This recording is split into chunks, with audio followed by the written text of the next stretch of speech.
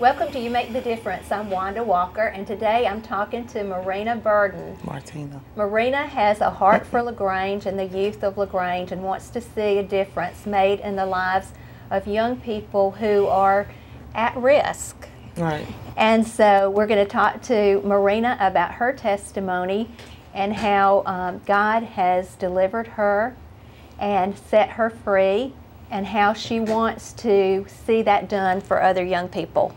Right. Welcome to the show, Marina. Thank you. Yes. Okay, tell me your story. Well, I was addicted to cocaine as well as marijuana. I went to prison a couple of times, and this time I went to prison. It kind of changed me a lot. So I started being in drug court, where it's making a difference. I no longer use drugs. I sometimes have the craving, but I don't use. And, it started from, me growing up in the neighborhood seeing stuff, where much as my household, from my mother, and then just growing up, period. So my mother got out of prison. She got us back.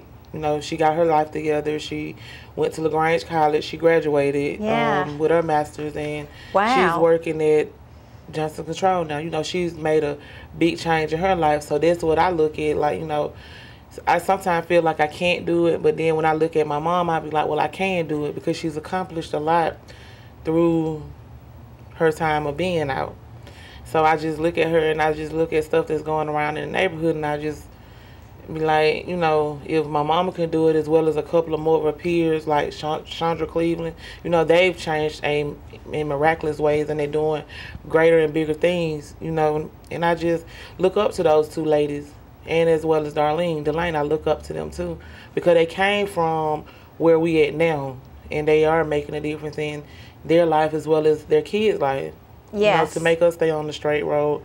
And and I've been that mother. I've been the daughter of what's going on, as well as the mother that's going on, that's taking my children through the same thing that my mother went through. So I know how it feels on both sides, not just on one side. Okay, and so now tell me about your experience with your mother. What was your mother doing, and what did that result in for you? I mean, I used to watch her, go places. She was, a shoplifter. She used to go places and shoplift, and she used drugs. But I didn't get the drug use from her, because I never seen her use drugs. I've just been with her, shoplifting, and I kind of picked up on that trait.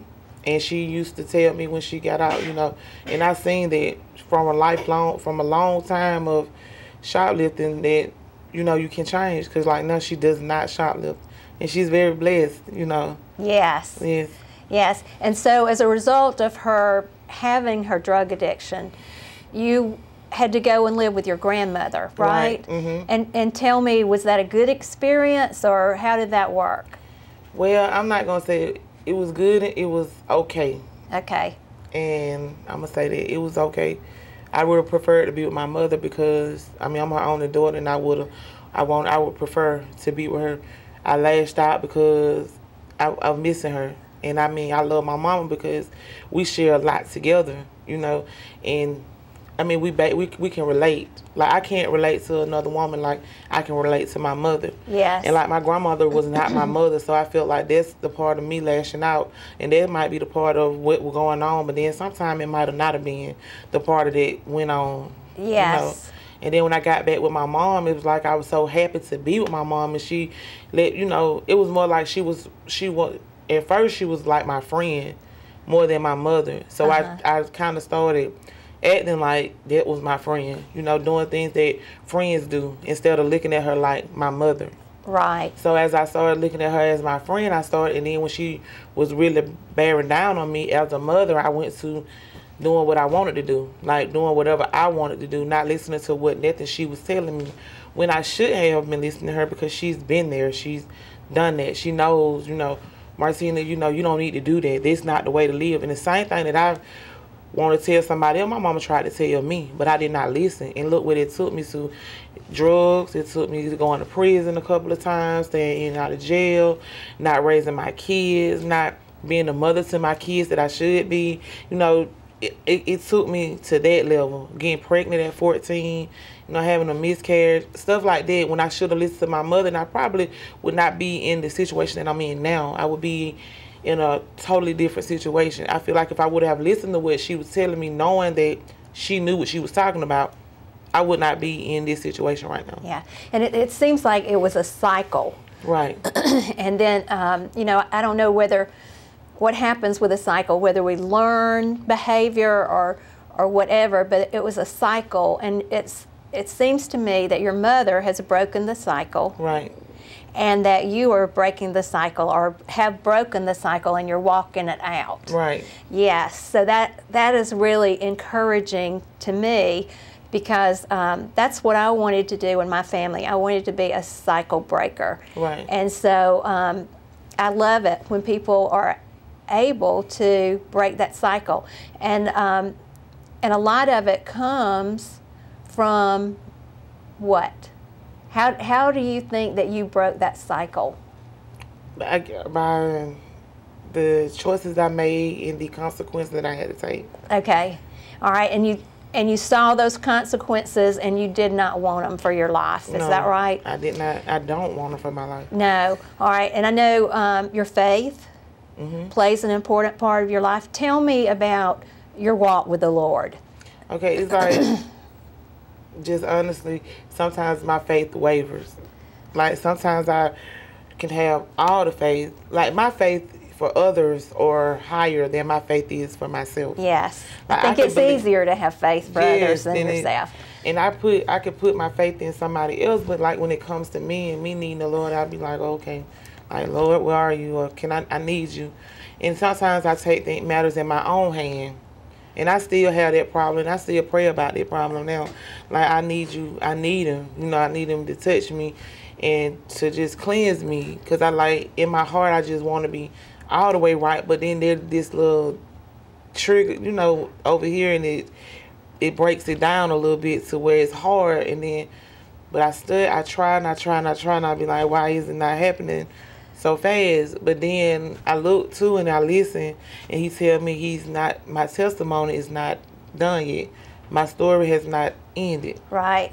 So I just say, okay, but he's my way, he's my provider. Yes, he is. And he never leaves us nor forsakes us. And I've had Pastor Alex Montgomery on the show a lot, and so what he teaches and what I believe is that you have really already overcome, and you have all those things. It's just walking into the fullness of it and knowing it up here, and really seeing yourself as already overcome, because you have, and you will.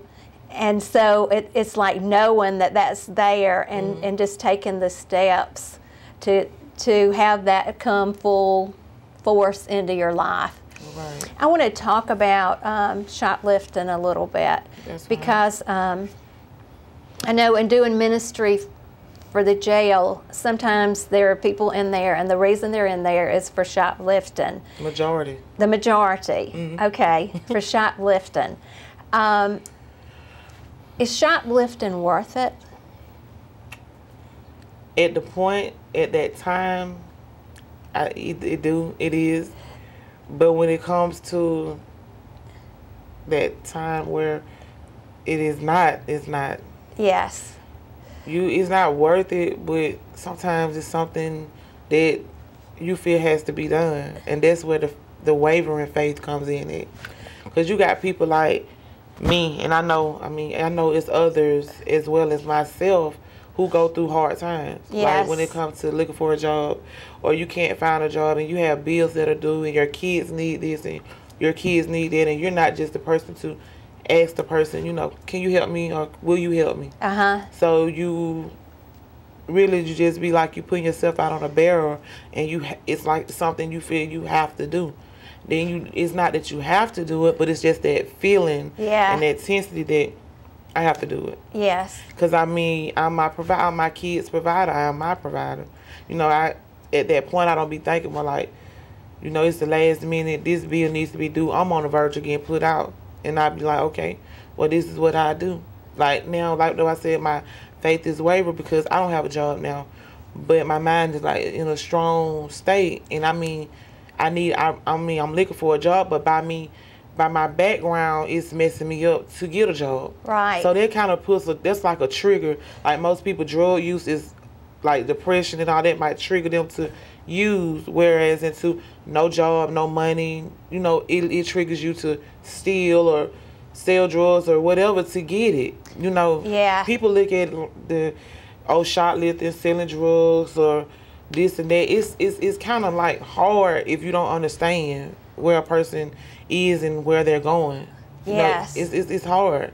And like now I look for a job day in, day out. I call you back. Well, we're gonna put you on the list, you know, and you have jobs. Like, what's the problem? My work is good. Like, why I'm not good enough to work for you, or you have people that you choose to work for you. And it's people that are out here that are in the same shoes I am in, that are really wanting to work, but their background's so screwed up they can't work. That nobody wants to hire them. Yes, and so and that really is a result of that shoplifting charges, isn't it? Right. And so I remember there was a lady that I was talking to in the jail, and she said that she had that problem, and she wanted to deal with that problem. And as I was ministering, I just felt like the Lord showed me that when we do steal, It takes the devil to steal back from you. the devil, it opens the door for the enemy to come in and steal from you. And so I said, you know, what have you lost? What has he stolen from you because of the shoplifting? Are you opening that door? And she was saying, you know, it stole, I'm not with my family, I'm in jail, and they're just such effects. So there has to be a better answer, and we need to help families and people in need find that better answer, right? Yeah. Okay. Now you have a burden for LaGrange, and your last name's Burden. That's why I used that word. You have a burden for LaGrange. What is that burden? To save young women so that they won't go down the same road that a lot of us women have went down, as well as my kids. I have 2 girls, as well as other people's kids, and I have a son also that I, you know, want to be changed, want to get help with, you know, because it's hard when you're raising kids and you're single, or you're a poor family, and when you have a poor family or a single mother that's raising kids by themselves or raising them on a low budget, that opens up those kids' mind to go out and get it any way they can. Yes, and you know, as you're talking, I was just thinking about Circles of Troup County. Do you know about Circles of Troup County? No, ma'am. Circles of Troup County is with Sherry Brown. She's the director of that. And they come around people who are having financial difficulties but want to come out of that. And they have mentors or allies, they call them friends, that come around and support you and help you meet your goals, and help you work through some of those barriers. And I know we've had Anitha Hatton on the show. Do you know Anitha? Oh, yes, I do. I know Anitha. Yeah. That's another lady that I've grown up around, and she's a good lady, and I love her. Anitha, Yes. she is a wonderful lady too. Yes. She I didn't mention her name, but yes, she is a wonderful lady, and she has came a long way. She has. And she's a good lady. Yes, and she graduated from Circles. So she was in Circles. It's about a 2-year program that people can go through, and lots of times they get better jobs and complete their school and just make great headway. So maybe we can connect you with Circles. That's fine. Because we're looking for new families that want to come out of financial crisis and need some family support. So we'll connect you with Circles. Thank you. All right, and we're also looking for people, if there are people out there that want to volunteer to be those friends that come around the families, we're looking for more of those folks too. Okay. All right, so what do you think we can do to improve this situation for young people? Well, we have programs out here, but as I said before, what is the program when it's costly, when people don't have the money or can't afford to pay all that money to put their kids in those types of programs? Or it's more like better programs for kids, more like deep down mentoring type programs where a kid can, like, they have AA, NA for people, they have, you know, counseling for people, but those are grown people. Yes. Which, not saying that they don't need help, but why not have a teens group one night? Why not have a youth group one night? You know, just talking to youth and kids, or open up something where, just like AA for grown people, NA for grown people, do something for troubled teens that need to come in and can't talk to their parents, but can talk to another person about what's going on in their life, or, you know, that's going through a struggle, or maybe going to school and they don't have the nicest clothes on and getting picked on, Yeah. and they lashing out and can't do their work, or, you know, just something more for our youth as well as our teenagers. That's a great idea. And are you familiar with Boys and Girls Club? Do your children go to the Boys and Girls Club? Mm-mm. Okay. But I'm familiar with it. Yeah, and that's a really good service that we have in the community, and they really work with young people to help them discover their interest and develop them and help them with their schoolwork, and it's very affordable. So, I mean, that's an awesome program. You might look into that one. That's really good. Okay. And then another thing we wanted to talk about is there's been some recent gang activity. Mm-hmm. And I know that you know some people who have been in gangs. Is that right? Mm-hmm. And do you know people who are in gangs even now? No, I don't know people that are in gangs now. Yeah, and have you talked to those people that were in the gangs? Yeah, I have. And they've left the gang, is that right? Right. And tell me why they decided to leave the gang. Because the way that it's going right now is not the unity of the unity that the gang is on. You know, it's not, the stuff that's going on, some of the people that are doing it, or either that's in it, are really taking measures upon themselves, not going by the way they're supposed to go by it. It's not about, you know, they killing people, because that's not what the gang is really supposed to be about. It's really supposed to be about unity, which it is into helping in the community, or helping people who are going or down. That's what it's supposed to be about. Not about the killing, not about the, you know, doing all this shooting. It's not about that. It's just it's the unity. You know, like they were saying, they using the terms, they making the term wrong. It's not right. It's not the way it's supposed to go. It's not supposed to go in that direction. Okay, so you're saying that these young people maybe joined the gang thinking that it was going to be something good, that they would get some support and those kinds of things, but then after they were in it, it wasn't what they thought? No, some of them are really taking it upon themselves, because the originals are not even on that killing or shooting, or, you know what I'm saying, it's not even on that level with them. I don't see it. And then talking to some people, you know, it was not manufactured to be that way. It was more of, from my understanding, is to be a helpful type of situation. Depending on, you know, how it's supposed to go. Yeah. Well, that's very interesting. Yeah, it is. But it's not, it's like, people take, this just like if me and you into it, and I got my 3 cousins, and you have your 3 cousins, we all fighting. We took it to another level on what way it didn't supposed to go to that level.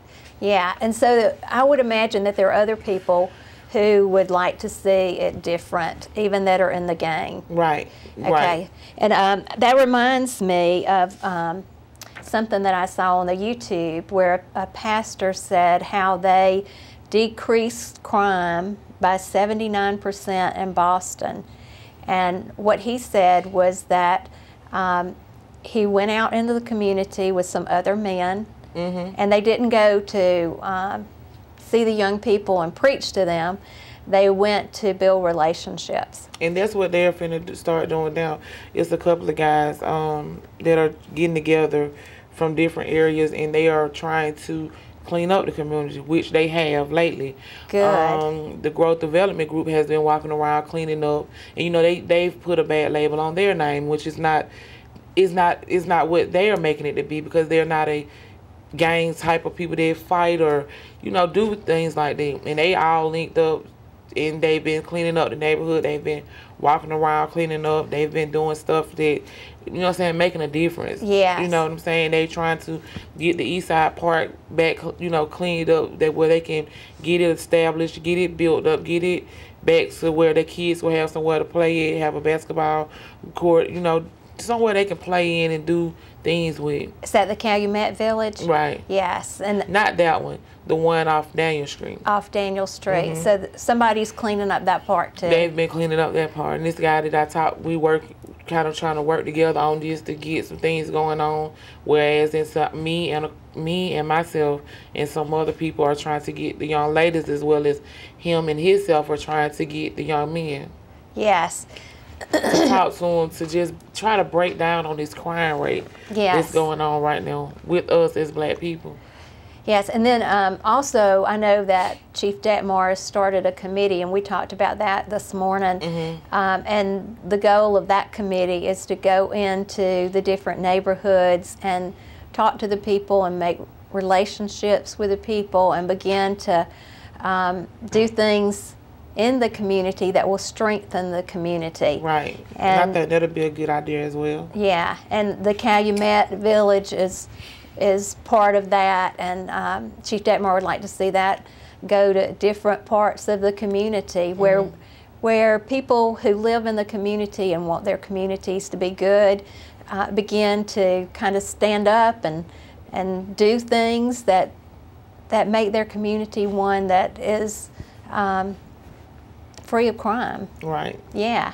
I want to just tell a little bit more about this pastor. When he went in and his friends, they said, you know, they had thought about going to different things during the day, maybe like to the school, but then they found out that the people in the gang weren't in school, that they had dropped out of schools, and so they decided that they'd go out on the street. And they went out on the streets at 10 o'clock at night and stayed out until 3 and just kind of hung out where the young people who were in the gangs hang out. And he said that eventually at least one of them came and talked to them, and then they were able to form relationships with the others. But the gang members told them that they watched them for a while to see if they were going to be consistent. You know, if they were just dropping in and we're not going to stay. We're not going to be there for them. And once they found out that they were going to be consistent, they wanted to make sure they weren't going to take advantage of them in any way. Right. But so these men said, you know, you're a part of the community, and we want to talk to you, and we want to hear your ideas of how we might lower crime in our community. Right. And so the people in the gangs began to help the pastors and community leaders discover ways to lower crime, because, you know, they knew what the issues were, and they knew what needed to be done. And they would really like for them to be done, because these pastors said, honestly, these people were not cold-hearted. They were just people trying to survive on the streets. And that's how it is coming from where we come from. It's not easy, and I'm not going to just put it all on that, but it is not. I mean, you know, we're stereotyped all the time, but, you know, sometimes we might bring that on ourselves, but we are a stereotype. And like I said, it comes from, I think, some men going to prison and coming out, or it comes from just being around, or it comes from just not having and want to have. Yes, yes. And so, you know, I see that the community as a whole is now recognizing that there is a problem with gangs, and they are wanting to do something positive. And it's not so much that that they, I mean, it is that they want to go in and they want to help. Right. And so hopefully there will be people in the gangs who will have enough trust in the people who are coming to help that they'll be willing to connect. And I think, you know, probably like you, having that relationship with those people who come out of the gang, that's very positive. And then if that would help make a connection with them, and then they have connections, I'm sure, still with people who are in the gangs. And so eventually, we hope to see this problem eliminated in our community. Right. And yes. I'm with that. Yes. And so part of you coming for this interview is to be able to speak on these issues. Right. To be able to open up conversation. Right. About what's going on in the community and what we can do. And to make sure we have the right attitude towards solving this problem. You know, and I think that there are other people who have worked on these issues in other communities who can really help us, like that pastor giving the insight. He said these people are wise, they are creative, you know, they're surviving on the street, and we need to connect with them because they are a part of our community. Right. And it's a part that needs to be strengthened. Yeah, because Reverend Michael Jackson, he's been, Pastor Jackson, he's been doing something too with the community. They did a community walk where they walked through the neighborhood. Yes. When Tony had got killed, Tony Kennedy, they walked through the neighborhood with that. So it's like you can tell that a lot of things have been changing. And like the guy, Michael, he's been clean. They're trying to do clean up the Daniel Street part. Yes. So, you know, it's a lot that's being changed, and it's a lot that's changing that I see and that I think is working out, you know, to be for the best. So. Yes. And I think so too. And Amelia Cotton is with Anchor Foundation. She's working with a group of young people. And so there are a lot of people reaching out, and I think that's a really good thing. Yeah. Well, I just want to thank you for coming on the show. Thank you. And thank you for being so open and sharing. Thank you for having me on your show. You're welcome. And I would like to thank you for watching You Make the Difference. And I want to remind you that what you do truly makes the difference. And we'll see you next week.